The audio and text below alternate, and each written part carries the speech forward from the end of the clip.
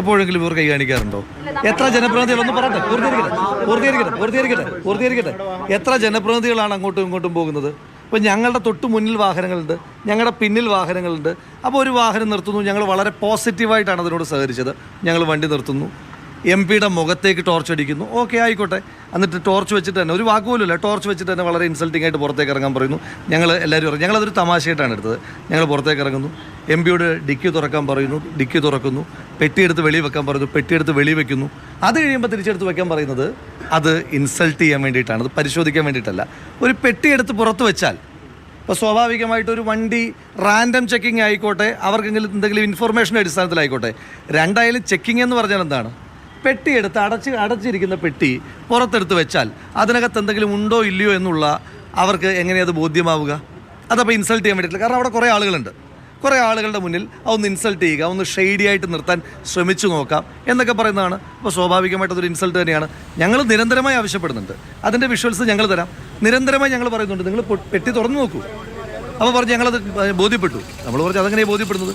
ഞാൻ തന്നെ ചോദിക്കുന്നുണ്ട്, നിങ്ങൾക്ക് എക്സ്റേ ലെൻസ് വല്ലതുമാണ് കണ്ണിലുള്ളത്? കാരണം ഈ അടഞ്ഞിരിക്കുന്ന പെട്ടിക്കകത്തൊന്നുമില്ല എന്ന് നിങ്ങൾക്ക് ബോധ്യമാകുന്ന തരത്തിൽ എന്തെങ്കിലും എക്സ്റേ ലെൻസ് ഉണ്ടോ? ആ വിഷ്വൽസൊക്കെ തരാം.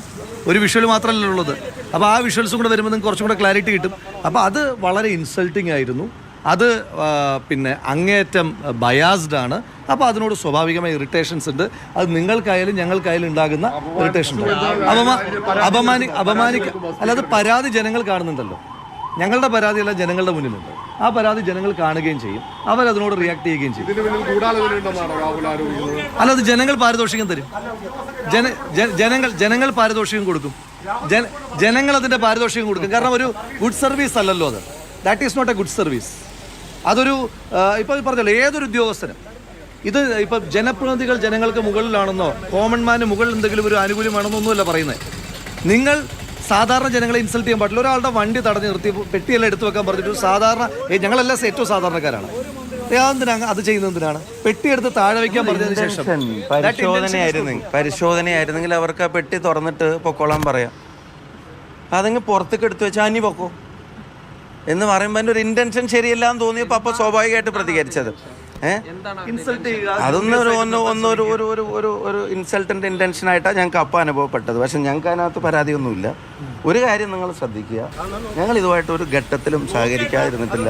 എന്തിനാണോ ഞങ്ങളുടെ വണ്ടി നിർത്താൻ പറഞ്ഞെന്ന് പറഞ്ഞിട്ടോ അല്ലെങ്കിൽ രാഹുൽ മാങ്കൂട്ടത്തിലും മാധ്യമങ്ങളെ കാണുകയായിരുന്നു. എന്താണ് ഇന്നലെ സംഭവിച്ചത്? അതൊരു ഇൻസൾട്ടായിട്ട് നിങ്ങൾക്ക് തോന്നി എന്നുള്ളതാണ് ഇരുവരും പറഞ്ഞത്. നമുക്ക് ആ ദൃശ്യങ്ങൾ ഒരിക്കൽ കൂടി കണ്ടുവരാം.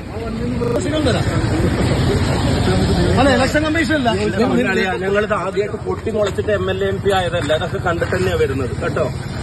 മോനെ ആ പെട്ടി ഉള്ളു തുറന്നില്ല, ആ വണ്ടിയൊന്നും പരിശോധിച്ചിട്ടില്ല, ഉപ്പേ തുറന്നുള്ളൂ, താഴെ തുറന്നില്ല. ആ MP-മാരുടെ വണ്ടി മാത്രം റാൻഡമായിട്ട് MP-മാരുടെ വണ്ടി ചെയ്തോട്ടെ, UDF-ന്റെ മാത്രം. എന്നിട്ട് ഇയാളെ കണ്ടിട്ട് നീ പെട്ടി തുറക്കാൻ പറ്റില്ല. പെട്ടി തുറക്കാൻ പറഞ്ഞില്ലേ? ഡിക്കി തുറന്നിട്ട് പെട്ടി തുറക്കാൻ പറഞ്ഞില്ലേ? മനസ്സിലായില്ല എന്നുള്ള അഭ്യാസം എടുക്കല്ലേ? എല്ലാം കൂടെ വേണ്ട, വേഷം കെട്ട രണ്ടും കൂടെ വേണം. വേഷം കെട്ട പണി എടുക്കണമെങ്കിൽ CPM-ന്റെ പണി ചെയ്യുമ്പോൾ അത് ചെയ്താൽ പിന്നെ ഞങ്ങൾ ഉണ്ടാക്കാനും കൂടെ വരണ്ട, ഞങ്ങളെ സൂചിപ്പിക്കാൻ വരണ്ട. അതിന്റെ കൈ വെച്ചിരുന്നാൽ മതി. അങ്ങനെ സൂചിക്കുന്ന ആളുകളും അല്ല കേട്ടോ. നിന്റെ സർവീസിനുള്ള പാരിതോഷികം തരാം, അത് തരാം കേട്ടോ.